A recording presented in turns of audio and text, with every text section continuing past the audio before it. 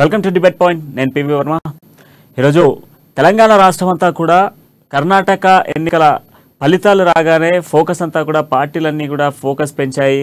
తీవ్రంగా కూడా తెలంగాణ వైపు ఫోకస్ పెరిగినట్టుగా తెలుస్తూ ఉంది. అంతేకాకుండా ఇక్కడ ఉన్నటువంటి ప్రధాన పార్టీలు అయినటువంటి కాంగ్రెస్, బీజేపీ, బీఆర్ఎస్ మూడు పార్టీలు కూడా నియోజకవర్గ స్థాయిలో తమదైన స్థాయిలో పనులు పెంచుతూ ఉన్నాయి. నియోజకవర్గ అభ్యర్థులను బలోపేతం చేస్తూ ఉన్నాయి. నియోజకవర్గ స్థాయిలలో కూడా పార్టీ క్యాడర్ను బలోపేతం చేస్తూ ఉన్నాయి. కర్ణాటక రిజల్ట్ ఎఫెక్ట్ తెలంగాణపై మరింతగా ఫోకస్ పెంచే విధంగా కూడా పార్టీలు పనిచేస్తున్న సిచ్యువేషన్స్ కనబడతా ఉన్నాయి. ఒకవైపు ఈ మూడు ప్రధాన పార్టీలు కూడా యథాచ్ఛగా అంటే ఇంతవరకు కూడా కొంత ఉల్లాసంగా ఉన్న నేపథ్యంలో కూడా మొన్న రిజల్ట్ వచ్చినప్పటి నుంచి కూడా కొంత స్పీడప్ అయినటువంటి సిచ్యువేషన్స్ కనబడతా ఉన్నాయి. అయితే అసెంబ్లీ ఎన్నికలు త్వరలోనే తెలంగాణలో జరగబోతున్న నేపథ్యంలోనే ఈ ఎన్నికలకు సంబంధించినటువంటి ఏర్పాట్లు మూడు ప్రధాన పార్టీలు కూడా ముందుగానే ప్రారంభించిన సిచ్యువేషన్స్ కనబడతా ఉన్నాయి. ఆ ప్రాంతీయ అభ్యర్థులను కూడా కొంచెం బలోపేతం చేసే విధంగా కూడా ప్రయత్నాలు కొనసాగిస్తా ఉన్నారు. సో అంతేకాకుండా కొంత అంతర్గతంగా ఉన్నటువంటి పార్టీల విభేదాలను కూడా చర్చించి మొత్తం కూడా పార్టీకి సంబంధించినటువంటి అభ్యర్థులకు సంబంధించినటువంటి స్థితిగతులను మీద వివరాలు సేకరించడంతో పాటుగా ఆ ప్రాంతంలో పార్టీని బలోపేతం చేసి తమైన శైలిలో తమ పార్టీ యొక్క అభ్యర్థిని గెలిపించాలి అని మూడు పార్టీలు కూడా కసరత్తులు నిర్వహిస్తున్న సిచ్యువేషన్స్ కనబడతా ఉన్నాయి. దీనిపై ఈరోజు మనం డిబేట్ పాయింట్ కొనసాగించబోతా ఉన్నాం. మనతో పాటుగా బీజేపీ పార్టీ నుంచి ఆనంద్ గుప్తా గారు, అదేవిధంగా కాంగ్రెస్ పార్టీ నుంచి ఆచారి గారు, అధికార బీఆర్ఎస్ పార్టీ నుంచి స్వామి వివేక్ పటేల్ గారు ఈ రోజు మనతో డిబేట్ పాయింట్ లో పాల్గొన్నారు. సో ముందుగా మనము ఇక్కడ బీజేపీ నుంచి మొదలు పెడదాం. ఆనంద్ గుప్తా గారు, మరి ఇప్పుడు బీజేపీ కూడా ఫోకస్ పెంచినట్టుగా తెలుస్తా ఉంది. మొత్తం 119 నియోజకవర్గాల్లో కూడా అభ్యర్థులను బలోపేతం చేయడంతో పాటుగా బీజేపీని ఇప్పుడు కర్ణాటక ఎఫెక్ట్ అంతా కూడా తెలంగాణపై కొంత రిజల్ట్ సాధించాలి, తెలంగాణలో బీజేపీ జెండా ఎగరవేసే విధంగా ప్రయత్నాలు కొనసాగుతున్నట్టుగా తెలుస్తా ఉంది. నమస్కారం అండి. అమ్మా న్యూస్కు. బీజేపీ ఈరోజు ప్రయత్నం ఏం లేదండి. బీజేపీ నిరంతరంగా ప్రయత్నం చేస్తూనే ఉండేది. సామాన్య కార్యకర్తలను ఏకాకృతి చేయడము, పార్టీని బలోపేతం చేయడము, పార్టీని నిరంతరంగా ప్రభుత్వాన్ని నడుపుతూ కూడా పార్టీకి మొదటి నుంచి కూడా ఒక శక్తిగా బూత్ స్థాయి నుంచి కూడా మండల స్థాయి నుంచి వాళ్ళకు జిల్లా స్థాయి వరకు కూడా కార్యక్రమాలు నిర్వహిస్తూనే ఉంటుంది. ఈ రోజు కూడా ఇప్పుడు వివిధ మోర్చాలు కూడా మహిళా మోర్చా కానీ, ఓబీసీ కానీ, బీజేవైఎం కానీ, ఎస్సీ మోర్చా కానీ, ఎస్టీ మోర్చా, వివిధ మోర్చాలను కూడా వివిధ వర్గాలను కూడా ఏకీకృతం చేసుకుంటూ పార్టీని ముందుకు తీసుకుపోతుంది. ఈరోజు కర్ణాటక ఎలక్షన్స్తోనే ఈరోజు మొత్తం దేశం మారిపోతుందని ఏదైతే అపోహ నడుస్తున్నదో సోషల్ మీడియా కానీ మిగతా కొంతమంది నాయకులు కొంతమంది వివిధ దాంట్లో అటువంటిది ఎక్కడ కూడా ప్రభావం ఉండదండి. ఈరోజు పంజాబ్ చూస్తే ఉత్తరప్రదేశ్ ఓడిపోతుందా, లేకపోతే ఈరోజు మన దక్షిణ భారతదేశంకి వస్తే కర్ణాటక వంగనే ఈరోజు మన తెలంగాణలో ఓడిపోతుంది అనే పరిస్థితి ఎక్కడ లేదండి. ఈరోజు మనం గ్రహించవలసింది ఒకటి ఏంటంటే స్థానికంగా ఉన్న జేఎస్ పార్టీ ఈరోజు అక్కడ ఇదైపోయింది. అంటే రాబోయే కాలంలో కూడా ఇప్పుడు మన దగ్గర కూడా మరి టీఆర్ఎస్, బీఆర్ఎస్ రెండు, బీఆర్ఎస్ అయితే అనలేమనుకో, టీఆర్ఎస్ ఉంటుందా పోతుందా అనేది ఈరోజు వాళ్ళ ఎలక్షన్ డిక్లేర్ అయిన తర్వాత దాని ప్రభావం అనేది మనకు స్పష్టంగా ముందుకు వస్తుందండి. ఈరోజు ఎందుకైతే ఉద్యమం పేరు మీద ఈరోజు 2 సార్లు కూడా తెలంగాణ ప్రజలు అవకాశం ఇచ్చింది. ఆ అవకాశాన్ని సద్వినియోగం జరిగిందా లేదా అనేది మనం చర్చల లోపల ముందుకు పోయినాక తెలిసిపోతుంది. రేపు రాబోయే టీఆర్ఎస్, బీజేపీ, కాంగ్రెస్కు 2 మధ్యలో ఉంటాయి మేము ఆశిస్తున్నాం. ఈరోజు బీజేపీ అనేది ఈరోజు నేషనల్ పార్టీతోని ఒకతోని, రెండోది కర్ణాటక లోపల బీజేపీ ఎక్కడ పోలేదండి. ఒకటి చూసుకోండి, మీరు లెక్కలు తీయండి. 105 సీట్లు వచ్చినప్పుడు ఏదైతే పర్సంటేజ్ ఉందో ఈరోజు బీజేపీ పరిస్థితిలో ఉన్నది. కావలసిన కొన్ని అదైతే లింగాయతులు ఏదైతే కర్ణాటకలో ప్రభావం చూపగలుగుతారో కొన్ని కర్ణాటక లింగాయతులు కానీ, కొన్ని ముస్లిమ్స్ పూర్తిగా వ్యతిరేకం మీద జేడీఎస్కు పోయే ఓట్లు మొత్తం కాంగ్రెస్కు పోవడం జరిగినట్లా కాంగ్రెస్ పుంజుకోవడం జరిగింది. కొద్దిగా గత 10 సంవత్సరాల నుంచి ప్రభుత్వం వ్యతిరేక ఓటు ఉండొచ్చు, కొన్ని చిన్న కారణాలతో పోయినాయి. దాని విషయం లోపల కూడా మనం ఒకసారి విషయం గమనిస్తే ఈరోజు కర్ణాటకలో కూడా ఒక 51 స్థానాల లోపల 2000 ఓట్ల మధ్యలో ఓడిపోయిన సీట్లు ఉన్నాయండి. ఆ చిన్న పొరపాట్లు క్యాండిడేట్లు ఎవరైతే టికెట్లు తీసుకొని జరిగిన పొరపాట్ల 2000 ఓట్లతోనే ఓడిపోవడం జరిగింది. పార్టీ ఈరోజు ఎక్కడ ఓడిపోలేదండి, పూర్తిగా ఇదేం కాలేదు. ఈరోజు కాంగ్రెస్ సంతోషం, దేశం లోపల మళ్ళోసారి ఎక్కువ ఆక్సిజన్కి వెళ్ళి బయటకు వచ్చి ఈరోజు కర్ణాటకలో గెలిచిన తర్వాత మొత్తం దేశం గెలుస్తామనే ఒక అపోహతోని పోతున్నాం. ఆ కుటుంబ రాజకీయాలకు తెలంగాణ ప్రజల లోపల ఈరోజు కూడా తెలంగాణలో చంద్రబాబు పోయిన తర్వాత అయితే కుటుంబ రాజకీయాలకు మళ్ళీ తెరదీసిన కేసీఆర్ గారు ఉద్యమం పేరుగా తీసుకొని వచ్చిండు కుటుంబ రాజకీయాలను. అది త్వరలోనే రాబోయే ఒక 5-6 నెలల లోపల అది కూడా తేటతెల్లం అయిపోతుంది. ఈరోజు ప్రజలు మారిపోయినరు, మొత్తం మార్పు చేసిండ్రని చెప్పేసి మేమైతే గ్రహిస్తున్నాము. ఈరోజు ఎట్టి పరిస్థితుల్లో టీఆర్ఎస్ మళ్ళీ వాళ్ళు నమ్మి ఓటేసే పరిస్థితి మాత్రం ఉండదని చెప్పి మా నమ్మకం అండి. రైట్, ఒకసారి కాంగ్రెస్ కి సంబంధించి ఆచార్య గారితో మాట్లాడదాం. ఆచార్య గారు, ఇప్పుడు మొన్న కర్ణాటక ఎన్నికల ఎఫెక్ట్ తెలంగాణపై ఉండబోదు అంటూ కూడా బీజేపీ కరాఖండ్ చెప్తా ఉంది.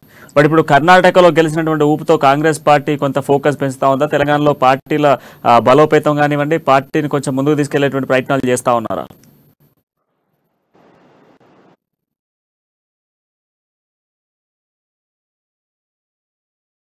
పార్టీ దగ్గరికి వెళ్దాం. బీఆర్ఎస్ పార్టీకి సంబంధించినటువంటి చర్చలు మనతో పాటుగా స్వామి వివేక్ పాటిల్ గారు ఉన్నారు. స్వామి గారు, మొత్తానికి ఇప్పుడు అధికార పార్టీని ఈసారి ప్రజలు గద్దదించేటువంటి ప్రయత్నంలో ఉన్నారు అనేది ఇటు బీజేపీ వర్షన్ కనబడతా ఉంది. సో మరి గ్రౌండ్ లెవెల్లో ఇప్పుడు ఉన్నటువంటి 119 నియోజకవర్గాల్లో ఉన్నటువంటి పరిస్థితి ఏంటి? అంతేకాకుండా అక్కడక్కడ కొంత సీట్లలో అంటే పార్టీకి సంబంధించినటువంటి సీట్లలో కూడా అంతర్గతంగా చర్చలు జరుగుతున్నట్టుగా తెలుస్తూ ఉంది. సో మరి ఈసారి పార్టీ గెలిచేదే లేదంటూ కూడా ప్రతిపక్షాలు చెప్తా ఉన్నాయి. బట్ మీరేమంటారు?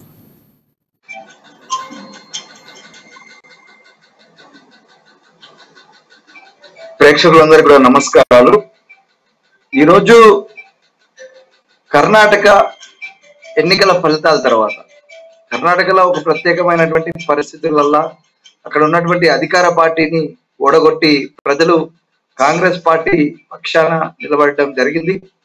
మరి తెలంగాణ విషయానికి వస్తే తెలంగాణలో 9 నియోజకవర్గాలు ఉంటే 104 మంది ఈరోజు బీఆర్ఎస్ తరఫున ఉన్నారు.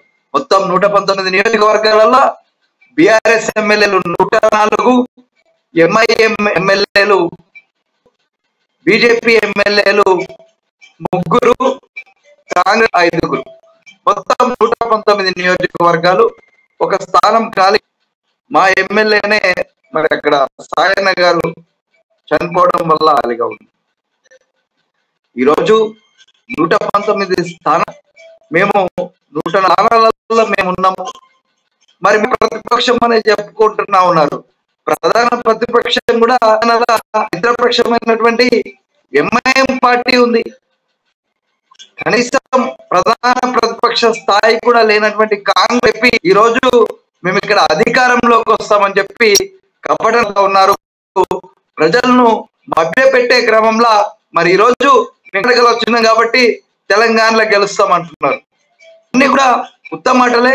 కర్ణాటక ప్రజలు అక్కడ బీజేపీ పార్టీని, అక్కడ అధికార పార్టీ చేస్తున్నటువంటి దురాను 40% కమిషన్ ను మాకొద్దు ఈ కమిషన్ ప్రభుత్వము అని చెప్పి ప్రజలు ఒక పూర్తి స్థాయి పార్టీని కాంగ్రెస్ పార్టీకి ఇవ్వడం జరిగింది. అదే విధంగా ఇక్కడ తెలంగాణలో చూసుకుంటే 2014లో తెలంగాణ రాష్ట్రం కోసం పోరాటం చేసి తెలంగాణ రాష్ట్రాన్ని సిద్ధించుకున్న మాకు 63 స్థానాలు 2014లో గెలుచుకుంటే మరి 2018 ఎన్నికలల్లా మేము ఒక అధిక పార్టీతోని మేము ఎన్నికలకు పోయాము. ఇది రెఫరెండం అని చెప్పి మేము ముందస్తు ఎన్నికలకు పోయి ఆ ముందస్తు ఎన్నికలల్లా మాకు వచ్చిన సీట్లు 28 సీట్లు మాకు రావడం జరిగింది. మరి 2023 ఎన్నికల్లో కూడా రాబోయేది మా బీఆర్ఎస్ ప్రభుత్వమే. ముచ్చటగా 3వసారి ఈ తెలంగాణ రాష్ట్రంలోకి మేము అధికారంలోకి రాబోతా ఉన్నాం. మీ టీవీ ఛానల్ వేదికగా నేను సవాల్ చేస్తా ఉన్నాను. మాకు 100 సీట్లు పోతా ఉన్నాయి. మీరు బీజేపీ అయినా కాంగ్రెస్ అయినా మరి సింగిల్ డిజిట్ కే పరిమితం కాబోతా ఉంది అని చెప్పి ఈ సందర్భంగా తెలియజేస్తా ఉన్నాను. ఎటువంటి ప్రభావం కూడా తెలంగాణ మీద పడే అటువంటి పరిస్థితి లేదు. ఎందుకు నేను చెప్తా ఉన్నానంటే మరి మతతత్వ బీజేపీ పార్టీ కర్ణాటకలో వాళ్ళు ఉన్న స్థానాలే వాళ్ళు గెలుచుకోలేదు. వాళ్ళు ఉన్నటువంటి సిట్టింగ్ స్థానాలల్లో సగం స్థానాలు వాళ్ళు కోల్పోయినటువంటి పరిస్థితి. ఈరోజు మోడీ వచ్చి ప్రచారం చేసినా, అమిత్ షా వచ్చి సుడిగాలి ప్రచారాలు చేసినా కూడా కర్ణాటకలో ఎన్నడూ కూడా వాళ్ళని పట్టించుకొని పోలేదు. తెలంగాణ ప్రజలు కూడా తెలంగాణ ప్రజలను కడుపులో పెట్టి చూసుకున్నది ఎవరు? తెలంగాణ ప్రజల అస్తిత్వం కోసం పోరాడుతున్నారు. తెలంగాణ ప్రజల యొక్క ఆత్మ గౌరవం కోసం ఉన్నది ఎవరనేది తెలంగాణ ప్రజలకు పూర్తి స్థాయిలో తెలుసు. రానున్న రోజులలో ఆప్కి బార్ కిసాన్ సర్కార్ రైతు రాజ్యాధికారం కోసం పోరాటం చేస్తున్నటువంటి మా తెలంగాణ ప్రజలు ఉన్నారు. ఖచ్చితంగా కూడా 100 స్థానాలు మేము గెలుస్తామని చెప్పి ఇంత బలంగా చెప్తా ఉన్నామంటే మరి దానికి కారణం మా యొక్క ప్రభుత్వ పథకాలు. ప్రతిపక్ష పార్టీలు కూడా చెప్తా ఉన్నాయి. ఎస్, ఒక స్వామి గారు 1 సెకండ్ అన్న ముందు ఒకసారి మన కాంగ్రెస్ పార్టీ వర్షన్ విన్న తర్వాత కూడా ఒకసారి ఆనంద్ గుప్తా గారు కూడా ఒక క్వశ్చన్ రేజ్ చేస్తా ఉన్నారు. మీరు మాట్లాడిన మాటకి ఒకసారి ఆచార్య గారి మాటలు విన్న ఆనంద్ గుప్తా గారి వర్షన్ కూడా తీసుకోవడం జరుగుతుంది. ఒకసారి ఆచార్య గారు, ఇప్పుడు కాంగ్రెస్ కర్ణాటక గెలిచిన తర్వాత ఇన్ఫాక్ట్ తెలంగాణపై ఉండబోదు అని చెప్పేసి ఇటు బీజేపీ కానివ్వండి బీఆర్ఎస్ కానివ్వండి చెప్తా ఉంది. సో ఇప్పుడు మీ పార్టీకి సంబంధించి కర్ణాటక గెలిచినటువంటి ఆనందంలో కొంత అంతర్గతంగా జరుగుతున్నటువంటి ఇష్యూస్ కానివ్వండి లేదా పార్టీని మరింత బలోపేతం చేసేందుకు యాక్షన్ ప్లాన్లు కొనసాగుతా ఉన్నాయా? ఇప్పుడు పార్టీ తెలంగాణలో మరింత క్యాడర్ పెరిగేటువంటి అవకాశాలు కనబడుతున్నాయా? ముందుగా డిబేట్ లో పాల్గొంటున్న అందరికి ప్రత్యేక ధన్యవాదాలన్నా. సరే, రాజకీయాలు అనేది కామన్, ఎలక్షన్లు అనేది వస్తుంటాయి, కాలచక్రం. దాంట్లో ఒకరు అధికారంలో ఉంటారు, ఒకరు అధికారంలో ఉండరు. సహజం. ఎవరు పార్టీ వాళ్ళు గెలుస్తుంది అనుకోవడంలో అది తప్పులేదు. పార్టీలో పనిచేసే వాళ్ళు ఎవరైనా ఆశించడంలో తప్పులేదు. కానీ ఒకటి మాత్రం వాస్తవం, ఈ 10 సంవత్సరాల్లో తెలంగాణకి ఏం జరిగింది అనేది తెలంగాణ ప్రజలు చూశారు. ఇవాళ జరిగింది అనేది దేశ ప్రజలందరూ చూశారు. సరే, వాళ్ళ కర్ణాటకలో గెలిచిందని పర్యాయాలు వాళ్ళు ఏం చేశారు? కాంగ్రెస్ అధికారాన్ని కొల్లగొట్టి ఎమ్మెల్యేని అడ్డగోలుగా ప్రభుత్వాన్ని ఏర్పాటు చేసే ప్రయత్నం 2 సార్లు పోయిన గత 5 ఇప్పుడు అట్లే చేస్తున్నారు. అంటే ప్రజలు దాన్ని గుర్తించరు. వీళ్ళు ఏం చేయాలి? ఈ 5 సంవత్సరాలు కర్ణాటక ప్రజలకు ఏం ఒరిగింది అనేది ఉద్దేశం వచ్చింది కాబట్టి వాళ్ళ తీర్పు వేరే రకంగా వచ్చింది. నిజంగా ఆ కర్ణాటక ప్రజలకు వాళ్ళు డెవలప్మెంట్ చేసి వాళ్ళకి కావాల్సినటువంటి వసతులు కల్పించి ఉంటే, ప్రజల బాధలు తీర్చి ఉంటే వాళ్ళ కాంగ్రెస్ పార్టీ గెలవాల్సిన అవసరం లేదు. నరేంద్ర మోడీ ప్రభుత్వం ఎట్లా ఒక కేంద్రం ఉంది కాబట్టి నమ్మి ఓట్లేసి ఇంకా అభివృద్ధి చేసుకునేవాళ్ళు. మరి కేంద్రంలో బీజేపీ ఉందన్న కాంగ్రెస్ చేయాల్సిన అవసరం ఏమొచ్చిందంటే, గత 5 సంవత్సరాల్లో వీళ్ళు చేసింది ఏంది? విద్యార్థుల స్థాయి కూడా, అంటే చదువుకోవడానికి స్కూళ్ళకి కాలేజీలకు వెళ్లే విద్యార్థి స్థాయికి ఇవాళ మతం పిచ్చి రెచ్చగొట్టి స్కూళ్ళల్లో కూడా జెండాలు పట్టుకొని యుద్ధం చేసే పరిస్థితికి దేశ విద్యార్థులను ఉద్యోగస్తులను కృషికొలిపే ప్రయత్నం చేసిరు. ఓవరాల్ గా మతం అనేది మనిషికి ఒక ఉనికి కోసము లేకుంటే ఒక జీవన శైలి, కానీ మానవ మనుగడకి మాత్రం మతం అనేది అవసరం లేదు. దేశ ప్రజలు ఈ దేశంలో ఏ మతం లేకుండా స్వతంత్రం కోసం పోరాటం చేసి అన్ని మతాలు, అంటే హిందూ మతమే ఈ దేశం పాలించాలి, హిందువులే ఈ దేశంలో ఉండాలని చెప్పేసి నిన్న బండి సంజయ్ గారు అసలు నిన్న పేపర్లో చూసినాను. అసలు ఇది దేశ రాజ్యాంగానికి విరుద్ధంగా, అంటే హిందుత్వమే ఈ దేశంలో ఉండాలి, హిందువులే ఈ దేశంలో ఉండాలంటే మరి కంట్రీస్ లో క్రిస్టియన్ కంట్రీస్ ఉన్నాయి, మైనారిటీస్ కంట్రీలు ఉన్నాయి. మరి అక్కడ కూడా మైనారిటీస్ ఉన్నాయి, క్రిస్టియన్స్ ఉండాలంటే మరి ఈ దేశ హిందువులని మరి అన్ని దేశాల నుంచి ధర్మకొట్టిన దేశంలో ఉపాధి కల్పించే అవకాశం మన భారతదేశంలో ఉందా? అంటే నిజంగా ఈ దేశంలో హిందూ దేశము, హిందువులే నివసించాలి, హిందువులే పాలించాలి. మరి ఇన్ని సంవత్సరాలు 60 సంవత్సరాలు నిన్ను నమ్మలేదు. 60 సంవత్సరాలు మరి బీజేపీ అంటే దాని అర్థం ఏంది? ఈ దేశానికి మతం పిచ్చి అవసరం లేదు, దేశానికి మానవ వనరులు కావాలి, మనుషులకు కావాల్సినటువంటి వనకూర్చుకోవాలి, ఉపాధి కావాలి, ఉపాధి కల్పన కావాలి, ఈ దేశాన్ని అభివృద్ధి చేయాలని 30 సంవత్సరాలు బీజేపీని గుర్తించలేదు. ఇవాళ కాంగ్రెస్ పార్టీని కర్ణాటకలో గెలిపించిందంటే దాని అర్థం నువ్వు అధికారంలో ఉన్న బీజేపీ కూడా నిన్ను నమ్మలేదు అంటే నువ్వు 40% సర్కారు అని చెప్పేసి రాముడిని అంజనేయుని పెట్టుకుంటే తప్ప నువ్వు వాళ్ళ పేర్లు చెప్తే తప్ప నీకు ఓట్లేసే పరిస్థితి లేదు అనమాట మీ పార్టీ. అంటే ప్రజలకు ఏం కావాలో నువ్వు చెయ్యాలి, చెప్పాలి, వాళ్ళ కష్టాలు ఏంటో నువ్వు తెలుసుకోవాలి. ఇవాళ విద్యార్థులకు ఏం కావాలి, మహిళలకు ఏం కావాలి, రాష్ట్ర అభివృద్ధి ఏం జరగాలని చెప్పన్న బజరంగ్ దళ్ అని, హనుమాన్ అని, శ్రీరామ్ అని తెలియదా? నేను ఒక హిందూని, మాకు నేర్పియాలి, ఈ దేశ ప్రజలకు నేర్పియాలి. నిజంగా ఈ దేశంలో ఉండాలంటే అబ్దుల్ కలాం అనేటోడు ఈ దేశానికి దొరికేవాడా? ఈ దేశ సంపద దేశంలో హిందువులే ఉండాలంటే మరి అంబేద్కర్ అనేటోడు ఈ దేశానికి రాజ్యం అందించేవాడా? రాజకీయాలు చేయాలనుకుంటే రాజ్యాంగాలే తప్ప ఇవాళ నిజంగా హిందూయిజము మైనారిటీజం అని పెట్టుకోవాల్సి వస్తే నువ్వు హిందూ ధర్మ రక్షణ సమితి అని పెట్టుకోవాలి. భారత పార్టీ అని పేరు కాదు, పేరు మార్చుకోవాలి. నిజంగా భారతదేశానికి ఏం చేయాలంటే రాజ్యాంగబద్ధంగా చేయాల్సినటువంటి రాజకీయాన్ని మతాంగపరంగా చేయాలనుకున్నప్పుడు ఇవాళ ఒక హిందూ ధర్మ రక్షణ సమితి పెట్టుకొని చేయాలి. బీజేపీ భారతీయ జనతా పార్టీని పెట్టుకొని జనాల మతం పేరుతో విడదీసి, గతంలో మన స్వతంత్ర రాకముందు బ్రిటిషర్లు చేసి కుల మతాల చిచ్చులు పెట్టి ఈ దేశాన్ని విడగొట్టి బ్రిటిషర్లు ఆక్యుపై చేసుకొని మనకు 60 సంవత్సరాలు 70 సంవత్సరాలు దాదాపు మన దేశాన్ని బ్రిటిషర్ల చేతిలో నలిగినాం. అంటే ఇవాళ మళ్ళీ ఆ స్థాయి పరిస్థితి ఉంది కాబట్టి దేశ ప్రజల్ని కాపాడే ప్రయత్నం చేసిరు. కుటుంబ పాలన అంటారు. బీజేపీలో ఎంతమంది దేశాలు అర్పించిండ్రండి? వాళ్ళ దేశం కోసం కాంగ్రెస్ పార్టీలో దేశాన్ని పునర్నిర్మాణం చేసింది గాంధీ కుటుంబం. ఈ దేశం కోసం ఆత్మ బలిదానాలు ఏదైతే తెలంగాణలో జరిగినా దేశం కోసం బలైనటువంటి త్యాగాల పునాదుల మీద ఇవాళ ఈ దేశాన్ని కాబట్టి ఘన చరిత్ర గాంధీ కుటుంబానికి. అటువంటి కుటుంబాన్ని ఇవాళ కుటుంబ పాలన అంటున్నారు. మీరు బీజేపీలో ఎంతమంది దేశం కోసం ఆత్మత్యాగాలు చేస్తూ ఆత్మ బలిదానాలు జరిగినాయి? బీజేపీ పుట్టినప్పటి నుంచి ఎంతమంది దేశం కోసం ప్రాణాలు కోల్పోయినారు? వాళ్ళ కాంగ్రెస్ పార్టీలో ఇందిరాగాంధీ, రాజీవ్ గాంధీ వరకు దేశం కోసం ఈ దేశం పునర్నిర్మాణం ఏమి లేని ఈ దేశాన్ని నిర్మాణం చేసిందే కాంగ్రెస్ పార్టీ. అసలు ఈ దేశానికి అత్యున్నతమైనటువంటి రాజ్యాంగాన్ని అందించింది కాంగ్రెస్ పార్టీ. ఈ దేశంలో సగటున ఒక మానవుడు నివసించడానికి ఒక అన్ని హక్కులు కల్పించింది కాంగ్రెస్ పార్టీ. వాళ్ళ కుటుంబాన్ని కుటుంబ పాలన అంటే కుటుంబ పాలన ఎవరు చేస్తున్నాడు? కుటుంబ పాలన చేస్తే ఏం సంపాదించుకొని దేశాలు ఎన్ని లక్షల కోట్ల రూపాయలు కూడబెట్టి అవినీతి చేసారు. కర్ణాటకలో ఎందుకు ప్రజలు మిమ్మల్ని చీకొట్టి 40% కమిషన్లు తీసుకుంటారని కదా మీరు వాళ్ళ కుటుంబ పాలన. అసలు ఇవి వాస్తవంగా ఈ దేశానికి కావాల్సింది సంపద సృష్టించతోడు, ఈ దేశానికి ఉపాధి కల్పించేతోడు, ఉపాధి కల్పించేటోడు కావాలి. అరే దేశ సంపదను అమ్ముకునేటోడు కావాలా? దేశ ప్రజలకు ఉపాధి కల్పించేటోడు కావాలా? దేశ సంపద సృష్టించేటోడు కావాలా?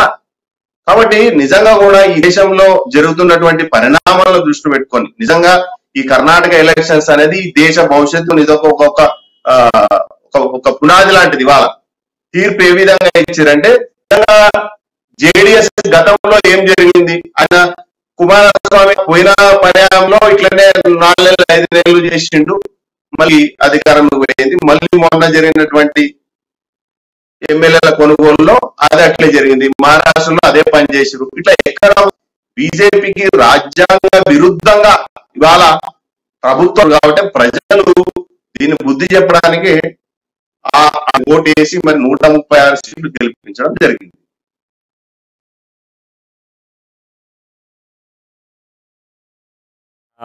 మతాలకు సంబంధించినటువంటి చర్చను తీసుకొస్తా ఉంది. ఎక్కడ చూసినా కూడా మత విధ్వంసాలు రేపెట్టే విధంగా బీజేపీ వ్యవహరిస్తా ఉంది. అలాంటప్పుడు భారతీయ జనతా పార్టీ అని పేరెందుకు? హిందూ రక్షణకు సంబంధించి హిందూ పార్టీగా పేరు పెట్టుకోవచ్చు కదా అనేది కాంగ్రెస్ పార్టీ వర్షన్ కనబడతా ఉంది. సో ఇప్పుడు ఎటకేలకు మళ్ళీ గతంలో 2024, 2014, 2018లో ఏ విధంగానైతే అధికార పార్టీకి ప్రజలు పట్టం కట్టారో ఈసారి 2023లో కూడా 100కు పైగా సీట్లలో గెలిపించేందుకు సిద్ధంగా ఉన్నారు అనేది బీఆర్ఎస్ పార్టీ వర్షన్. సో దీనికి మీరు ఏం చెప్తారు? వర్మ గారు నమస్కారం.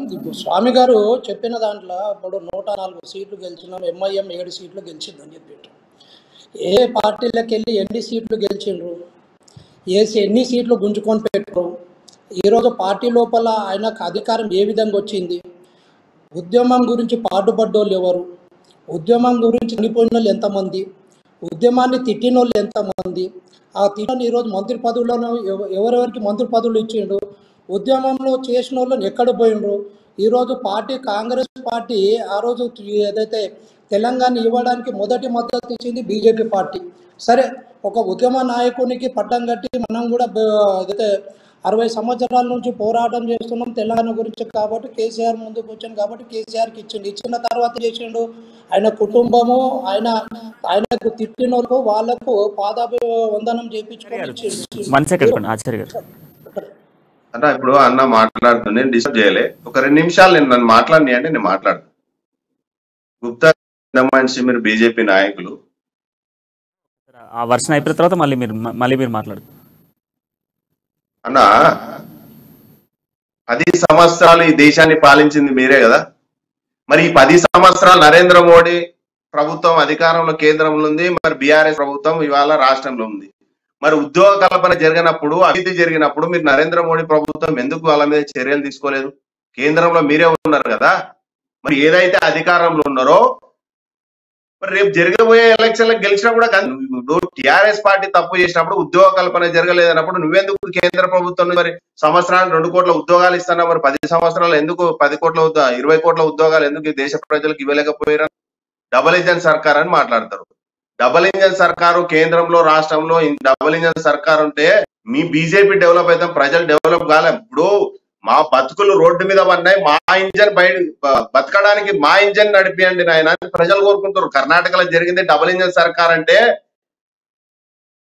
పేద ప్రజల ఇంజన్ రోడ్ ఎక్కి వాళ్ళ బతుకులు జీవనం కొనసాగించండి అని కోరుకున్నారు తప్ప మీ డబుల్ ఇంజన్ సర్కార్ వచ్చి ఈ దేశానికి ఉద్ధరించింది లేదు.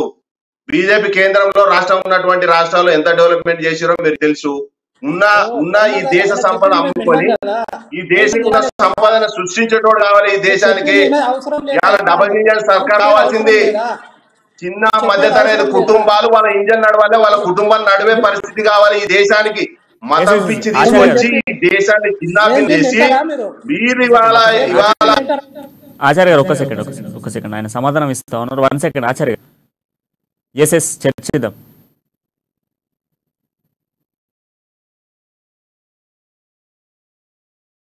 రాజ్యాంగాన్ని రచించిన అంబేద్కర్ అవసరం లేదా ఈ దేశానికి? ఈ దేశానికి రక్షణ కోసం అణుబాంబు కనిపెట్టినటువంటి అబ్దుల్ కలాం అవసరం లేదా? అంటే ఈ దేశం కోసం స్వతంత్రంలో స్వతంత్ర సమరయోధులుగా సబ్బన్న వర్గాలు సెక్యులరిజంతో ఈ దేశాన్ని రక్షించి ఈ దేశాన్ని స్వతంత్రం తీసుకొచ్చినటువంటి సబ్బన్న వర్గాలు అవసరం ఈ దేశానికి? అబ్దుల్ కలాం అవసరం లేదా? అంబేద్కర్ అవసరం? అంటే దీన్ని ఏమనాలి? ఇది రాజ్యాంగానికి విరుద్ధంగా మీరు రాజకీయం చేస్తున్నారా? ఈ దేశాన్ని పాలించడానికి రాజ్యాంగం కావాలి, మతం కాదు. ఆచార్య గారు రాజ్యాంగబద్ధంగా పాలించే ఈ దేశానికి అవసరము. మీరు మతం పిచ్చి లేపి ఇవాళ పేపర్ ఇంతకంటే సిగ్గుచేటింగ్ ఏమైనా ఉందా? ఆచార్య గారు మీరు అడిగినటువంటి ప్రశ్నకు ఆయన సమాధానం ఇస్తా ఒకసారి సమాధానం వినేటువంటి ప్రయత్నం చేయండి. ఎందుకంటే ఆయన సమాధానం ఇస్తా ఉన్నారు. మీరు అడిగేటువంటి ప్రశ్నకు ఆయన సమాధానం ఇస్తా ఉన్నారు. ఒక్కసారి ఆయన మాట్లాడే వర్షన్ విందాం. ఆనంద్ గుప్తా గారు మాట్లాడండి. సమాధానం చెప్పకపోయిన తర్వాత మీరు మాట్లాడండి. ఒకటేనండి, ఫస్ట్ టీఆర్ఎస్ ప్రభుత్వం గురించి ఎవరైతే స్వామి గారు మాట్లాడిండో దాని గురించి చెప్పిన తర్వాత మీ సమాధానాలు చెప్తాను మీకు. ఈరోజు బీఆర్ఎస్ పార్టీ దేశకి నేత అంటున్నాడు. కర్ణాటక ఎక్కడ పోయింది ఆయనకు? ఈరోజు 104 మేము గెలిచినాం అంటున్నాడు. 7 గెలిచిండు. ఎంతమంది తీసుకుపోయినావు? ఈరోజు నీ పర్సంటేజ్ ఎంతమంది నీకు సహకరించి టీఆర్ఎస్ పార్టీ ఈరోజు వచ్చింది? టీఆర్ఎస్ను కాళ్ళు కొడతాం, నెత్తిర కొడతాం, కాతి ఇచ్చేస్తాం అంటే వాళ్ళకి అందరికీ మంత్రి పదవులు ఇచ్చిండు. ఉద్యమం చేసిన పనులకు పోయిండు. దేశకి నేత కిసాన్కి నేత అన్నావు. కిసాన్ ఈరోజు రైతులు రోజు చనిపోతున్నారు. రోజు కూడా ఈరోజు నువ్వు పైసలు తీసుకుపోయి ఏడిచ్చినావు. ఈరోజు రాష్ట్రంలో పైసలు ఇచ్చిండ్రా మీరు? దీని తర్వాత ఈరోజు రాష్ట్రం లోపల మీరు చెప్తున్నారు దళితుడు అని చెప్పేసి. ఒక్కరోజన్నా అంబేద్కర్కు పూలదండ వేసిండా? ఎక్కడో ఇస్తాంబుల్ వచ్చిపోయిన నిజాం నవాబ్కు బొంగ పెడుతుంటే తీసుకుపోయి ఆడ సెల్యూట్ చేసుకోగలిగినావు. ఈరోజు మీరు ఈరోజు ఇక్కడ ఉన్న ప్రజలకు నిజాం ప్రభుత్వం నుంచి పోరాడి తెచ్చుకున్న స్వాతంత్రాన్ని 125 అడుగుల అంబేద్కర్ విగ్రహాన్ని పెట్టిన చరిత్ర మాది. ఎక్కడ సమాధానం? డాక్టర్ బిఆర్ అంబేద్కర్ గారి 125 అడుగుల అంబేద్కర్ విగ్రహాన్ని పెట్టిన మేము. ఈ రోజు డాక్టర్ బిఆర్ అంబేద్కర్ గారి పేరు తెలంగాణ రాష్ట్ర సెక్రటేరియట్ కు పెట్టినాం మేము. మీకు దమ్ముందా మీరు కట్టేటువంటి సెంట్రల్ విస్టా భారత ప్రభుత్వానికి సంబంధించినటువంటి పార్లమెంట్ కు డాక్టర్ బిఆర్ అంబేద్కర్ గారి పేరు పెట్టే దమ్ముందా మీకు? ఆయన సమాధానం జరిగినాయా అంటే దళితులు ఈ రోజు డాక్టర్ బిఆర్ అంబేద్కర్ గారి పేరు మీద 125 అడుగుల ఒక విగ్రహాన్ని నెలకొల్పి దళిత బంధు అనే ఒక కార్యక్రమానికి వచ్చి దళితుల మీద ఉన్నటువంటి ప్రేమను డాక్టర్ బిఆర్ అంబేద్కర్ గారి పేరు ఈ రోజు తెలంగాణ రాష్ట్రంలో 29 రాష్ట్రాల సెక్రటేరియట్లుంటే ఆయన వర్షన్ వినండి స్వామి గారు. స్వామి గారు ఒకసారి ఆయన వర్షన్ ఏంటండి. ఆయన అడిగేటువంటి ప్రశ్నలన్నిటికీ మీకు సమయం ఉంది. మీ సమయంలో మీరు చెప్పొచ్చు. ఒకసారి గుప్తా గారు మీరు కంప్లీట్ చేయండి తొందరగా. అడిగింది ఏంది? విగ్రహం పెట్టి నాడు అడగలే నేను. అంబేద్కర్కు 9 సంవత్సరాల లోపల ఒక వర్ధంతి కానీ ఒక పుట్టినరోజు కానీ ఒక రోజన్నా విలువ దొరికిందా రావడానికి? విలువ గురించి చెప్తున్నాను నేను. దాని గురించి ఇస్తాంబుల్లో చనిపోయిన ఎవరైతే నిజాం నవాబ్ ఉంటే ఆయనకు ప్రభుత్వ లాంఛనాలు ఇచ్చిండ్రు. ఇక్కడ సాయన్న చనిపోతే ఒక రోజన్నా ప్రభుత్వ లాంఛనాలు ఇచ్చిండ్రా? ఒకసారి గుర్తుపెట్టుకో బ్రదర్. ఇది నేను రాజకీయం మారుతుండొచ్చు, రాజకీయాలు ఉండొచ్చు, విలువ గురించి అనేది మనం మాట్లాడదాం. ఓకేనా? ఈరోజు బీఆర్ఎస్ పార్టీ దేశీ నేత ఈరోజు కర్ణాటకలో ఎందుకు పోటీ చేయలేడు? ఒకసారి గుర్తుపెట్టుకోండి దాని విషయం లోపల. రేపు రావచ్చు, మీరు గెలవచ్చు, నేను కాదని అన్నాను. ఈరోజు 10 సంవత్సరాలు ఏదైతే మన స్వామి గారు ఆచార్య గారు ఏదైతే చెప్పిండ్రో 10 సంవత్సరాలు ఈడ కూడా అవకాశం ఇచ్చిండ్రు. ఈరోజు మీకు కావాల్సిన ఆధారం వస్తుందా రాదా రేపు ప్రజలు నిర్ణయిస్తారు. నువ్వు నేను కాల్చి నిలిచేది ఇక్కడ ప్రజలకు తెలుసు మూమెంట్ అని చెప్పేసి. ఒక విషయం ఆచార్య గారు ఈరోజు పదే హిందూ రాష్ట్రం అని చెప్తున్నారు. మైనార్టీ చట్టం తెచ్చింది ఎవరు? మైనార్టీ నుంచి ఇప్పుడు ఒక్కబోటు చట్టం తీసుకొచ్చింది ఎవరు? వాళ్ళకి ప్రత్యేక ప్రతిపత్తి ఇచ్చింది ఎవరు? దానికి తెలుసా మీకు? దాని గురించి చర్చిస్తామా? ఈరోజు హిందూ రాష్ట్రం మేము ఎందుకు కావాలంటున్నాం? ఈరోజు చట్టం కావాల్సింది ఎందుకు కావాల్సింది అంటే ఏదైతే మెజారిటీ ప్రబుద్ధులు ఇక్కడ ఉన్న సంస్కారాల గురించి ఈరోజు తెచ్చిండ్రు. రాజకీయంగా ఒకటి గుర్తుపెట్టుకోండి, కర్ణాటక ఓడిపోలేదు. ఓటింగ్ ఎంత వచ్చిందని మొదటే చెప్పిన. రెండోసారి మీరు అడిగినటువంటి ప్రశ్న ఆచార్య గారు సమాధానం ఇస్తా ఉన్నారు. అనంత్ గుప్తా గారు 1 సెకండ్, ఒకసారి ఆయన సమాధానం ఇస్తున్నారు. ఆచార్య గారు చెప్పండి. ఇప్పుడు ఒకటి ఎవరు తెచ్చిర్రు అనేది అందరికి తెలుసు. దేశ ప్రజలు కాంగ్రెస్ పార్టీ తెచ్చింది. ఒకటి ఎవరు తెచ్చినా మైనార్టీల కోసం తెచ్చింది ఆ రోజు.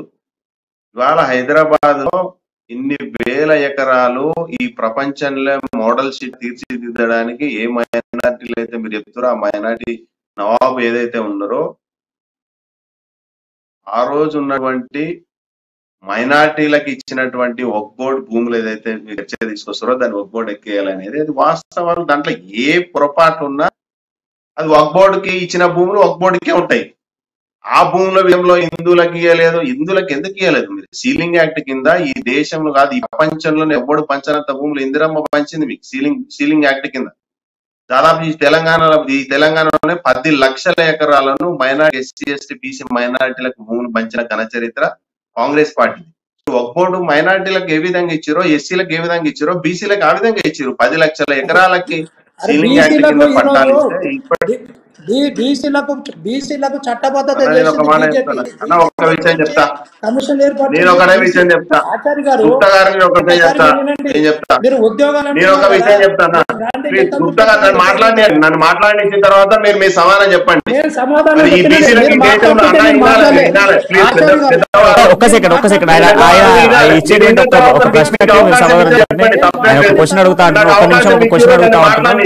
గుప్తా గారు 1 సెకండ్ అవకాశం ఇచ్చిన నన్ను అవకాశం ఇచ్చిన మాట్లాడి. ఈ దేశంలో 80% బీసీలు ఉండరు. మరి 80% బీసీలకి 400 రూపాయలు ఉన్న సిలిండర్ మరి 1200 రూపాయలు కలబెడుతున్నావు కదా. మరి 80% బీసీలకు ఏమన్నా కనపడలేదు బీజేపీలకి? మరి ఈ దేశంలో బీసీలు ఉన్నారు. మీరు అధికారంలో రాకముందు ఈ దేశంలో 70 రూపాయలు పెట్రోల్ ఉండి అలా 112 రూపాయలు పెట్రోల్ అయింది. ఎందుకన్నా 80% బీసీలకు ఎందుకు 112 రూపాయలు అమ్ముతున్నా? ఈ దేశం కోసం, ప్రజల కోసం, ధర్మం కోసం మీరు ఎందుకు అంటే హిందువులు అయినందుక 80% దేశంలో హిందువులు ఉన్నందుకు 112 రూపాయలు పెట్టి ఆ రోజు 75 రూపాయలు నీకు 110 రూపాయలు బ్యారెల్ ధర క్రూడ్ ఆయిల్ ఉన్నప్పుడే 70 రూపాయలు కాంగ్రెస్ పార్టీ ఇచ్చింది. ఇలా 60 రూపాయలు 70 రూపాయలు క్రూడ్ ఆయిల్ బ్యారెల్ ఉంటే నువ్వు 112 రూపాయలు ఇస్తున్నావు అంటే ఏ దేశ ప్రజల కోసమన్నా నువ్వు హిందువుల కోసమేనా? 400 సిలిండర్ 1200 ఎందుకు అమ్ముతున్నావన్నా? ఈ దేశంలో హిందువుల కోసమేనా? మరి నువ్వెందుకు చేయలేకపోతున్నావా? 10 ఏళ్ళు నువ్వే ఉన్నావు. మరి హిందువుల కోసం ఏం చేసినావనా? చెప్పండి. ఇదే బీసీలు 75 సంవత్సరాలు మీరు వినాలి ప్లీజ్. ఈ దేశం బీసీల కోసం నువ్వెందుకు కులగణన చేయలేకపోతున్నావు? నువ్వే అధికారంలో ఉండవు కదా. ఇంకా డిసెంబర్ 6 నెలలు ఉంది, నువ్వు అధికారంలో దిగిపోతావు, ఎలక్షన్స్ వస్తున్నావు. ఈ 10 ఏళ్ళు ఒక బీసీ ప్రధాని ఉన్నాడు కదా, మరి ఎందుకు బీసీల కోసం చేయలే? కులగడ బీసీల రిజర్వేషన్లు ఎందుకు తీసుకురాలే చెప్పండి? బీసీలు హిందుత్వం అని మాట్లాడతారు, మరి ఎందుకు హిందువులకు ఎందుకు న్యాయం జరగలే? ఇప్పుడు నువ్వు వచ్చిన తర్వాత 10 ఏళ్ళు నువ్వే ఉండవా? హిందువులకు నువ్వేం చేసినావు చెప్పు? ఈ 10 సంవత్సరాలు నువ్వు హిందువుల కోసం ఈ దేశాన్ని నీకు అప్పచెప్పిరబ్బా. ఈ 10 సంవత్సరాలు హిందువుల కోసం, బీసీల కోసం రిజర్వేషన్లు తీసుకొచ్చినావా? లేకుంటే నిత్యావసర వస్తువులు తగ్గించినావా? పెట్రోల్ తగ్గించినావా? డీజిల్ తగ్గించినావా? గ్యాస్ సిలిండర్ తగ్గించినావా? యూరియా డిఏపీలు తగ్గించినావా? ఏం తగ్గించినావు హిందువుల కోసం? 80% ఈ దేశంలో జీవిస్తున్న హిందువుల కోసం నువ్వేం చేసినావు? మతం అనే పిచ్చి లేపి గుసబెట్టావు అంతే తప్ప నువ్వు చేసింది ఏం లేదు, చెందింది ఏం లేదు 10 సంవత్సరాలు. అందుకే కర్ణాటకలో మీకు బుద్ధి చెప్పారు. ఈ దేశానికి మతం కాదు కావాల్సింది, ఉపాధి కావాలా, కల్పన కావాలా, ఉద్యోగం కావాలా, దేశ సంపద అమ్ముకునేటోడు కాదు, దేశ సంపద సృష్టించోడు కావాలి. 60 సంవత్సరాలు ఈ దేశంలో బీజేపీని నమ్మలేదు అంటే దాని అర్థమైంది మీకు ఓటు వేయలేదు అర్థం. కాంగ్రెస్ పార్టీ 80% ఉన్నటువంటి బీసీలకు బీజేపీ ఏంటి అనేటువంటి ప్రశ్నకు మీ సమాధానం ఏంటి?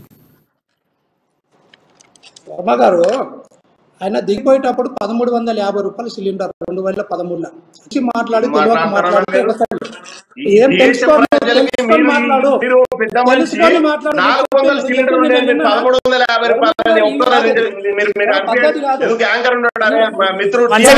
ఒక్కసారి ఆయన చెప్పేటువంటి విన్న తర్వాత మీరు మళ్ళీ క్వశ్చన్ అడగొచ్చు. ఒక 2 minutes ఆయన చెప్పేటువంటి వర్షన్ విందాం. ఎస్ గుప్తా గారు కంటిన్యూ చేయండి. ఇప్పుడు సిలిండర్ 450 రూపాయలు 1350 రూపాయలు ఒకటి ఉండే, గుర్తు పెట్టుకో, రాసి పెట్టుకో. 2013 లోపల సిలిండర్ 86 రూపాయలు పెట్రోల్ ఉండే మీరు దిగినప్పుడు ఒకటి గుర్తు పెట్టుకోండి. ఓకే, ఈరోజు 110 రూపాయలు అయ్యింది, 100 రూపాయలు అయింది, 1150 రూపాయలు సిలిండర్ అయింది. ఓకే, 18,000 గ్రామ రూపాయల కరెంటు లేకుండే మీ పరిపాలన లోపల, ఈరోజు కరెంటు ఇచ్చింది. ఈరోజు దేవపాల 1,60,000 కిలోమీటర్లు రోల్ అయినాయి, రైల్వే స్టేషన్ అయ్యి, బీసీ కమిషన్ పద్ధతి అయింది. బీసీ కమిషన్ లేకుండే, బీసీ 80% బీసీలు అంటున్నారు కదా, బీసీలకు ఈరోజు చట్టబద్ధత ఇచ్చిండు. కేంద్రం లోపల 23 మంత్రి కేంద్ర పదవులు ఇచ్చిండ్రు. కర్ణాటక ఒకసారి గెలవంగానే దేశం గెలవడం కాదు, ఈరోజు దేశం గురించి బీజేపీ ఈరోజు 3 సంవత్సరాల నుంచి ఫ్రీ రేషన్ ఇస్తుంది. ఈరోజు వ్యాక్సినేషన్ దేశం మొత్తంలో 2.5 కోట్ల మందికి ఫ్రీ వ్యాక్సినేషన్ ఇచ్చింది. ఈరోజు 11 కోట్ల మందికి గ్యాస్ సిలిండర్ ఇచ్చింది. ఈరోజు అకౌంట్ ఓపెన్ చేయడం, దేశం మొత్తంలో అకౌంట్ ఓపెన్ చేయడం, స్టార్ట్అప్ ఇండియా కింద కొంత కోట్ల మందికి ఇచ్చిండ్రు. ఈరోజు ప్రపంచంలో లేని ఇండస్ట్రీస్ భారతదేశంలో ఉన్నాయి. ఈరోజు ఇక్కడ లేని మీరు ఉన్నాయి, అమ్ముకున్నాయి కూడా వేరే దాంట్లో లోపల కూడా ఈరోజు పెడుతున్నారు. మీ ప్రభుత్వం లోపల ఇక్కడ ప్రాగుల్స్ అమ్ముకున్నారు, హిందుస్థాన్ క్లీవర్ అమ్ముకుంటారు, బిహెచ్ఎల్ కూడా పడేసారు, ఇక్కడ ఉన్న హెచ్ఎంటి అమ్మేసిండ్రు, అల్వేన్ అమ్మేసేసిండ్రు. తెలుసా మీకు ఈ విషయం? ఇక్కడ అంతకన్నా మీ ఇద్దరికన్నా ముందు ఒకసారి స్వామి గారి వర్షన్ విన్న తర్వాత ఆచార్య గారు మీ వర్షన్ తీసుకుందాం.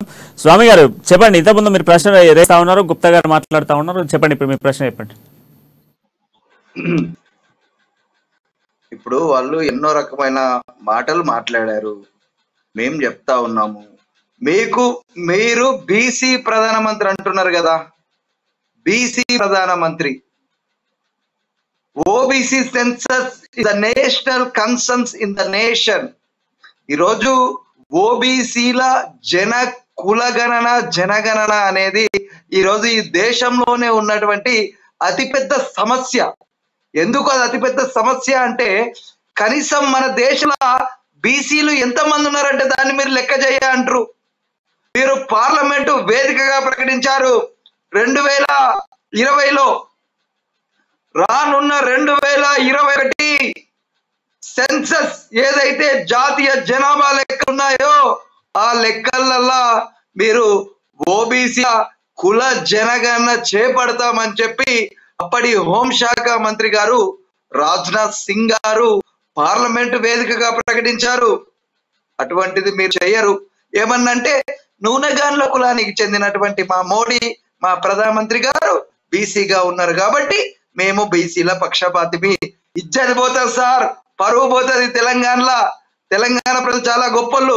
2,000 కోట్లు కేటాయించారు బీసీలకు, 70 కోట్ల జనాభాకు.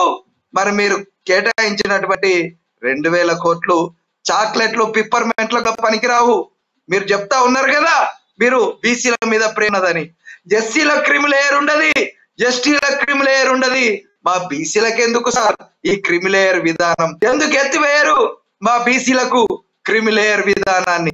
ఈ రోజు మీరు 21 అంశాలను ఈ దేశంలో కుక్కలకు, నక్కలకు, పిల్లులకు పుల్ల ఎంతున్నదో అనే సంఖ్య ఉంటది, కానీ మరి బీసీలు, మరి మా ఓబీసీలు ఎంత జనాభా ఉన్నారంటే దానికి లెక్క లేదు సార్. ఈ దేశంలో లెక్క పెట్టారు సార్ మీరు మమ్మల్ని. కేవలం మా బీసీలను ఓట్ల కోసమే మీరు చేస్తా ఉన్నారు. ఏం ప్రకటించారు మీరు 2014 ఎన్నికలకు ముందు? మీ ఎన్నికల మేనిఫెస్టో 4వ పేజ్ ఓపెన్ చేసి చూడుర్రి. రానున్న సంవత్సరాలలో 25 కోట్ల ఉద్యోగాలు మీరు తీసుకొస్తా అన్నారు. ప్రతి ఏటా 2 కోట్ల ఉద్యోగాలు ఇస్తా అన్నారు. 15,000 కోట్లు నల్లధనాన్ని వెనక్కు తీసుకొస్తా అన్నారు.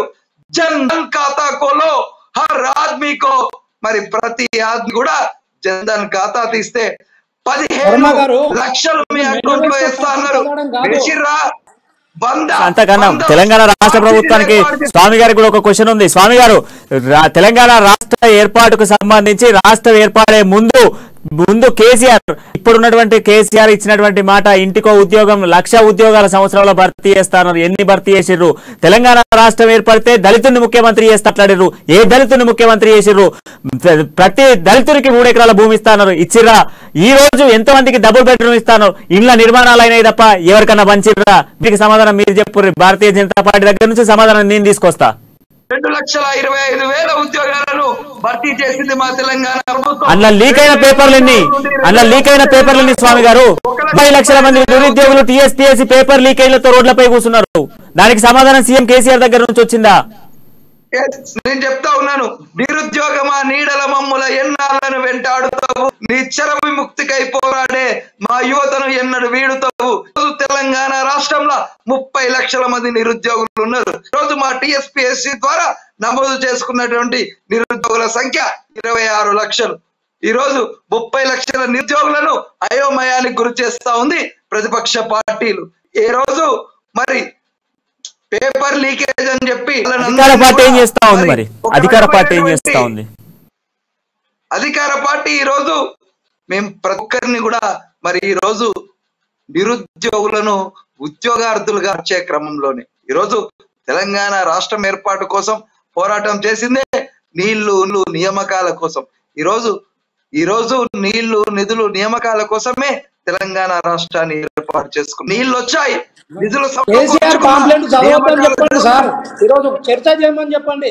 అక్కడ ఆచార్య గారు ఉన్నారు, ఆచార్య గారి సమస్యలు నిర్వర్తించడం సమాధానాలు చెప్పండి. పాంప్లెట్ చదువుకుంటూ కూర్చొని పాంప్లెట్ ముంగడ పెట్టుకొని చదువుకుంటూ కూర్చుంటే కాదు. అడిగిన దానికి ప్రతి పాయింట్ కు సమాధానం పాంప్లెట్ చదువుకుంటూ చూసుకోవాలి. స్వామి గారు, నీవు ఎమోషన్ ఈడ కాదు పరిస్థితి. నువ్వు ఒరిజినాలిటీ తీసుకొని వస్తే పేపర్ తీసుకొని ముంగడ కూర్చొని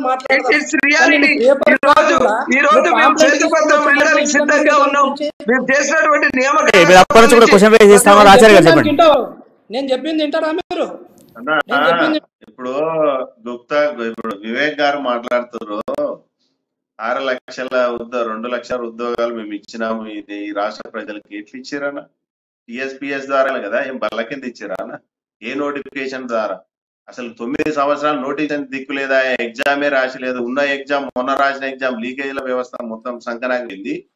ఈ రాష్ట్రం గుజరాత్ రాష్ట్రాన్ని మీరు బీజేపీ పాలిత ప్రాంతాల, మీరు కాంగ్రెస్ పాలిత ప్రాంతాలు మీ వర్షం వస్తుంది ఇస్తాను. ఒకసారి ఆయన చెప్పేది విన్న తర్వాత స్వామి గారు ఖచ్చితంగా మిషన్ ఇస్తాను. మీ వర్షంలో మీరు వాదన వినిపించవచ్చు. ఇప్పుడు ఆచార్య గారు మాట్లాడండి. మాట్లాడిన తర్వాత మీరు మాట్లాడండి, నాకు అభ్యంతరం ఏం లేదు. మీ వర్షన్ మీరు వినిపించవచ్చు. ఇప్పుడు ఎవరైనా ఉద్యోగం ఈ దేశంలో ఈ రాష్ట్రంలో మనం కల్పించాలంటే అది ఒక టీఎస్పీఎస్ ద్వారా అవుతుందా? ఏ నోటిఫికేషన్ లేకుండా నువ్వు ఇన్ని లక్షల ఉద్యోగాలు ఎట్లా కల్పించినావు ఉద్యోగులకి? తెలంగాణ వచ్చినప్పటి నుంచి నువ్వు ఇవాళ దాకా ఎన్ని వేసినావు? డిఎస్సీలు వేసినావు, ఎన్ని ఉద్యోగాలు కల్పించినావు? ఒక ఉద్యోగం అని ఎవరికైనా వచ్చిందా? రాసిన ఉద్యోగాలు కాస్త లీగల్ వ్యవస్థ సంకనాగిపోయింది. నువ్వు 4 నెలలు ఉంటే ఎలక్షన్స్ వస్తున్నాయి, నువ్వు నిరుద్యోగులకు ఉద్యోగాలు ఎక్కడ కల్పించారు?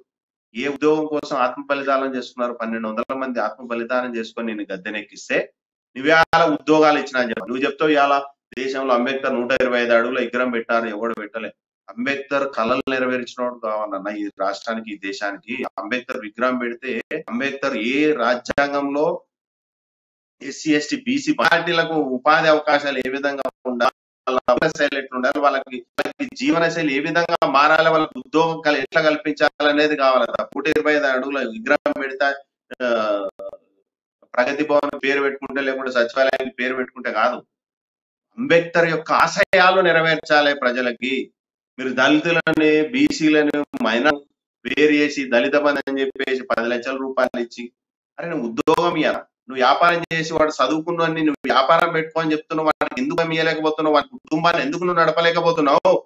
చదువుకు సమయం లేక 9 సంవత్సరాలు వాళ్ళు చదువుకుంటూ తల్లిదండ్రులు అప్పులు చేసి ఆస్తులు అమ్ముకొని వాళ్ళు కోచింగ్లు తీసుకుంటే ఇవాళ లీకేజ్ల పేరుతో వాళ్ళ చావు కబురు చల్లగా నడు మీద వాడు చచ్చిపోతున్నాడు. నువ్వు ఇవాళ పెళ్లిళ్ళు కాక అరే 9 సంవత్సరాలు ఎందుకు ఇయ్యాలి, వాడు పెళ్లి చేసుకోలేకపోతున్నాడు, అవమానంగా ఫీల్ అవుతున్నాడు, ఊరేసుకొని ఆత్మహత్యలు ఇప్పటికీ చేసుకుంటున్నారు. ఇది తెలంగాణ. దీనికోసం మీరు కోరుకునేది రేపు ఉద్యోగం కల్పించినా అంటారా? సరే నువ్వు గవర్నమెంట్ నోటిఫికేషన్ లేదా, నువ్వు ఎట్లా ఉద్యోగాలు కల్పిస్తావండి? నాకు అర్థం. ఇంత అన్యాయంగా మాట్లాడితే దీన్ని ఏమనాలో చెప్పండి. నిరుద్యోగ భృతి అంటే చదువు లేక సంధ్య లేక వాడు కోచింగ్లు తీసుకొని నిరుద్యోగ భృతి వస్తుంది, 7వ తన బతాప పెన్షన్ నాన్న ముసలోని 60 ఏళ్ళ ముసలోని అని చెప్పేసి వాడు ఆశించి మిమ్మల్ని నోటేస్తే నిరుద్యోగ భృతి గతి లేదా? తల్లిదండ్రులు కడుపుకోత. ఒక తండ్రి తన బిడ్డకి కొప్పి చేయాలి, కొడుకు పెళ్లి చేయాలి, ఉద్యోగం వస్తుంది, ఉద్యోగం వస్తే వాళ్ళ కుటుంబం వాళ్ళ మీద అంటే ఉద్యోగం ఇవ్వకుండా వాడి తల్లిదండ్రులు ముఖం చూపించకుండా ఆత్మహత్యలు చేసుకున్న మంది ఎన్నో వందల మంది ఉంటారు. మీకు తెలుస్తలేదా? మీరు ఎక్కడి నుంచి తెచ్చారు? అంబేద్కర్ 125 అడుగుల విగ్రహం పెడితే వాళ్ళ బతుకులు మారుతాయి?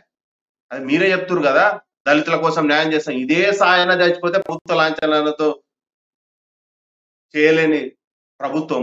మీరు సాయాన్ని అభిమానం అంటారు కదా, ఈ సాయన చనిపోతే ప్రభుత్వ లాంఛనాలు ఎందుకు కనపడలేదు? ప్రభుత్వం ఎందుకు అట్లా చర్యలు తీసుకున్నారంటే దళితులు ఎంత చిన్న చూపు అంతకంటే ఎగ్జాంపుల్ మీకు కనపడతలేదా? నువ్వు సాయన్న మీద నువ్వు సాయన్న అభిమానిగా, నిజంగా సాయన్న అభిమాని అయితే ఎందుకు ప్రభుత్వ లాంఛనాలు, ఆయనకి చావు కూడా జరగలేకపోయింది, ప్రభుత్వం కూడా వచ్చి కనీసం లాంఛనాలు కూడా చేయలేని పరిస్థితిలో దిగజారిందా ప్రభుత్వం? అరే దేశము, ప్రజలు, విద్యార్థులు, ఉద్యోగస్తులు, మహిళలు, సంపన్న వర్గాలు కూర్చొని తెలంగాణ కోసం పోరాటం చేస్తే ఇవాళ ఎంతమంది ఎన్ని వర్గాలు ఈ రాష్ట్రంలో సుఖశాంతులు. మీరు రైతు బంధు ఇస్తారు, మరి రైతు రుణమాఫీ ఎందుకు చేయాలి? ఒక్కో ఎకరం మీద 2 లక్షలు 3 లక్షలు అప్పులు చేసి దాన్ని వడ్డీలు కట్టలేక నువ్వు ఇచ్చే రైతు బంధు వడ్డీలకు సరిపోతుందన్న ఈ రాష్ట్రంలో. నువ్వు రైతు బంధు ఇస్తున్నావు, ఎందుకు డ్రిప్ ఇరిగేషన్ మరి పైపులు ఎందుకు బంద్ చేసారు? సూక్ష్మ సేద్యానికి ఇన్పుట్ సబ్సిడీ ఎందుకు బంద్ అయింది? ఫర్టిలైజర్స్ సబ్సిడీ ఎందుకు బంద్ అయింది? సబ్సిడీ విత్తనాలు ఎందుకువా? అంత నష్టం ఎందుకువా? నువ్వు ఇచ్చే 4,000కి 5,000 కోసం ప్రభుత్వం నుంచి వచ్చే ఆదాయాలని గండిగొట్టి ఇవాళ అంటే డ్రిప్ ఇరిగేషన్ లేదు, పంట నష్టం లేదు, సబ్సిడీ విత్తనాలు లేవు, సబ్సిడీ ఎరువులు లేవు, ఇవన్నీ తీసేసి నువ్వు రైతు బంధు ఇస్తే అయిపోతుంది అన్న? రైతు బంధు ఎవరికి రావాలి? దుక్కి దున్ని విత్తు వేసి పంట పండించేటోడికి రావాలి. ఎవడో కార్పొరేట్ కంపెనీల పేద మీద 100 ఎకరాలు 300 400 ఎకరాలు వాడికి రైతు బంధు ఇస్తారు. ఎవడబ్బ సొమ్ము అనేది? ప్రజల సొమ్ము అనేది.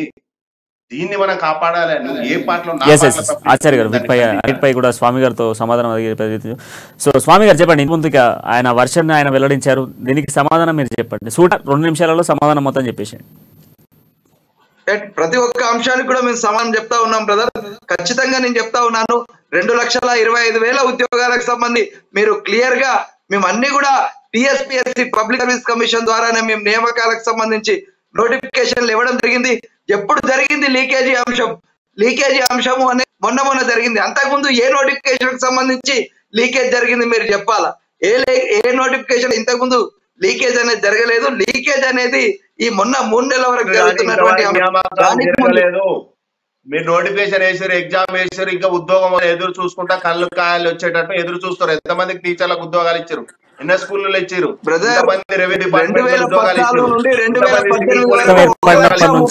వచ్చినటువంటి నోటిఫికేషన్ల గురించి మనం మాట్లాడుకుంటే కేవలం వచ్చినటువంటి నోటిఫికేషన్లు కేవలం పోలీస్ డిపార్ట్మెంట్ కి సంబంధించినటువంటి నోటిఫికేషన్ ప్రక్రియ, దాన్ని పరిపూర్ణంగా పూర్తి చేసిందే తప్ప డిఎస్సిలో కానీ లెవెల్లో కానీ లేకపోతే ఇంతకుముందు టీఎస్పీఎస్సీ ద్వారా చేసినటువంటి డబల్ఈ కానీ ఏ కానీ లేకపోతే గ్రూప్ 1 కానీ గ్రూప్ 2 కానీ గ్రూప్ 4 కానీ ఇటువంటి సంబంధించిన ఏ ప్రక్రియ పైన తెలంగాణ రాష్ట్ర ప్రభుత్వం నియామకించినటువంటి 2,05,000 ఉద్యోగాలలో కేవలం పోలీసు ఉద్యోగాలే తప్ప మిగతా ఏ ఉద్యోగాలు లేవు. సార్ మీరు క్లారిటీగా చూసుకోండి. పోలీసు ఉద్యోగాలు మాత్రం 10 లక్షల ఉద్యోగాలైనా మీరు వేయడానికి సిద్ధం ఉన్నారో అది అందరికీ తెలుసు. కానీ మిగతా ఎగ్జామ్లకు సంబంధించి లీకేజ్ వ్యవహారం అనేది మీరు ఇప్పుడు అంటారు. బట్ ఆ లీకేజ్లు ఎప్పటి నుంచో ఉన్నాయనే పేపర్లను మొత్తం రద్దు చేసినటువంటి ప్రక్రియ మీ కేటీఆర్ ప్రక్రియ, దాన్ని మొత్తం రద్దు చేసారు. సో మళ్ళీ ఎగ్జామ్ పెడతామని చెప్పడం జరిగింది. ఒకసారి మీరు రీకలెక్ట్ చేసుకోండి. పోలీసు ఉద్యోగాలు మాత్రమే ఇక్కడ అయినాయి. దాంతో పాటుగా తెలంగాణలో జరిగినటువంటి ఇంకొక ప్రక్రియ ఏదైతే అవుట్ సోర్సింగ్ ఉద్యోగులకు సంబంధించి వాటిని పర్మనెంట్ చేసి ప్రక్రియ చేసిరే తప్ప కొత్త నోటిఫికేషన్ల ప్రక్రియ అయితే జరగలేదు. ఇది వాస్తవం.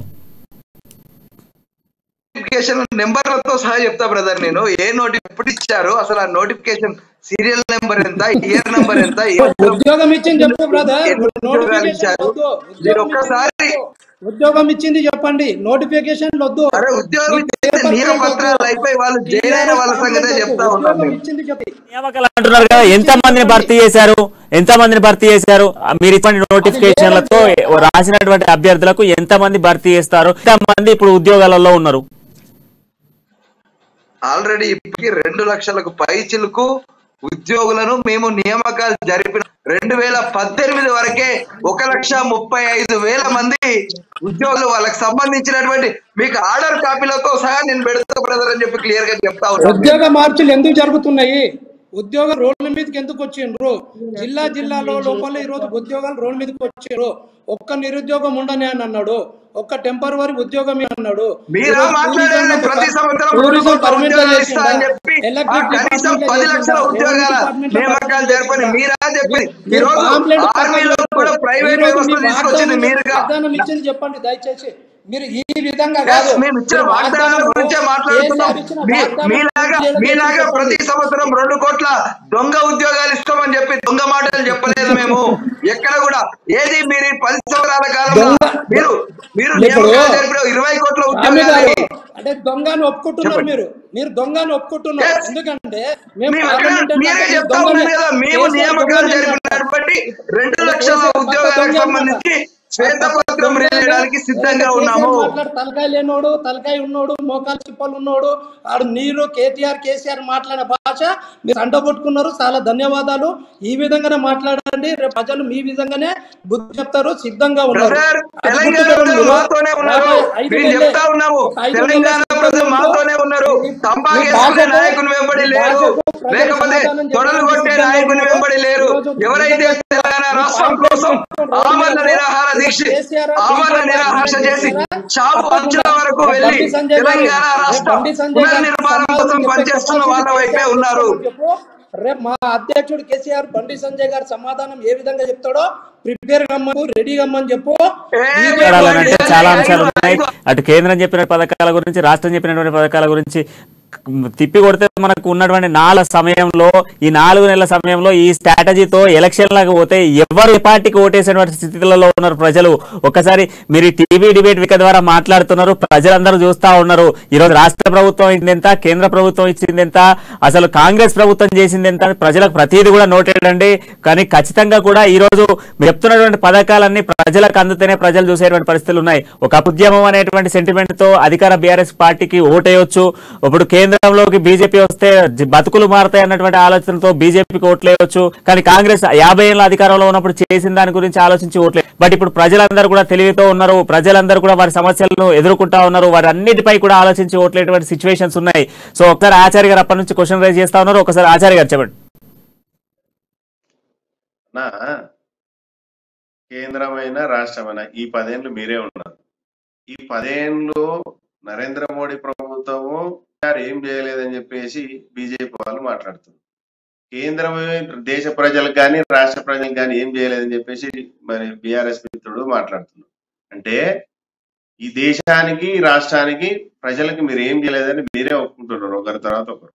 అంటే నిజంగా చేసి ఉంటే ప్రజలు మీకు పట్టం కడతారు, చేసి లేకుంటే అధికార పార్టీ నాయకులను ఏం చేయాలనేది ప్రజలకు తెలుసు, ప్రతిపక్షాలను ఏం చేయాలనేది ప్రజలకు తెలుసు. కాబట్టి ప్రజలకి చిరస్థాయిగా ఉండేటి పథకాలు కానీ, వాళ్ళకు ఉపాధి కల్పన కానీ, గతంలో ఏం చేస్తున్నాం, ఇప్పుడు ఏం చేస్తున్నాం, గతంలో యూరియా డిఏపి ఏం రేటు దొరుకుతున్న రైతులకు ఇవాళ ఏం రేటు అవుతుంది, గతంలో ఉద్యోగ కల్పన ఎట్లుండే ఇవాళ ఏం జరుగుతుంది, ప్రభుత్వం మనకి ఏ ఉద్దేశంతో మనం తెలంగాణ తెచ్చుకున్నాం, మన ఆ ఉద్దేశం నెరవేరిందా, విద్యార్థులు, ఉద్యోగస్తులు, సబ్బన్న వర్గాలు, ఉద్యమకారులు ఆలోచిస్తారు. ఇవాళ 2024లో రాబోయే ఎలక్షన్ లో ప్రజలు ఏ తీర్పిస్తారనేది ప్రజలు ఆల్రెడీ డిసైడ్ అయి ఉన్నారు. మనంతకు మనం నేనే అధికారంలోకి వస్తా, నేనే అధికారంలోకి వస్తా అంటే వాళ్ళందరూ చూస్తున్నారన్న. ఈ 10 ఏళ్ళు టిఆర్ఎస్ పార్టీ ఏం చేసింది, ఈ 10 ఏళ్ళు బీజేపీ ఏం చేసింది, మరి గత ప్రభుత్వాలు కాంగ్రెస్ పార్టీ ఉన్నప్పుడు ఎట్లుండే, ఇవాళ ఎట్లున్నాయి, అది కంపారిజన్ చేస్తారు ప్రజలు. టీవీ డిబేట్ లో కూర్చొని నువ్వు అరిసి నేను గెలుస్తా, నువ్వు ఎస్, ప్రజలందరూ కూడా ఈరోజు ప్రతి ఒక్క సిచ్యువేషన్ ఆలోచిస్తా ఉన్నారు. ఎవరికి ఓటేయాలి, ఎవరు మాకు న్యాయం చేయగలుగుతారు అనేటువంటి ఆలోచన ప్రజలలో ఖచ్చితంగా వచ్చింది. ఒకప్పుడు ఉన్నటువంటి ప్రజానికానికి ఇప్పుడున్నటువంటి ప్రజానికానికి చాలా చేంజెస్ ఉన్నాయి. సో థ్యాంక్ యూ ఆచార్య గారు, థ్యాంక్ యూ స్వామి వివేక్ పటేల్ గారు, థ్యాంక్ యూ ఆనంద్ గుప్తా గారు. సో తెలంగాణ ప్రజలు ఎటువైపు మొగ్గు చూపబోతా ఉన్నారు? కర్ణాటక ఫలితాల తర్వాత తెలంగాణలో పార్టీల నేతలంతా కూడా వరుసగా నియోజకవర్గాలకు పర్యటిస్తూ ఉన్నారు. వారి పార్టీకి సంబంధించినటువంటి బలోపేతం చేసేటువంటి ప్రయత్నం చేస్తూ ఉన్నారు. సో మరి ఎట్టగలకు ఫైనల్ గా ప్రజలు ఎవరి వైపు మొగ్గం కట్టబోతా ఉన్నారు? అధికార పార్టీ ఇచ్చేటువంటి పథకాలతోనా, కేంద్రం తీసుకొచ్చినటువంటి పథకాలతోనా? అసలు ఏ పథకాలతో ప్రజలు ఎవరి వైపు మొగ్గు చూపబోతా ఉన్నారు? అసలు జరగబోయేటువంటి వాస్తవాలేంటి, అవాస్తవాలేంటి, ఇచ్చినటువంటి పథకాలేంటి, ఇవ్వబోయేటువంటి పథకాలేంటి, వీటన్నిటిపై కూడా ప్రజలు ఆలోచిస్తున్న సిచ్యువేషన్స్ కనబడతా ఉన్నాయి. సో మరో డిపై మళ్ళీ కలుద్దాం. అంటే నేను చూస్తూ ఉండండి అమ్మా న్యూస్, జనం కోసం నిజం కోసం.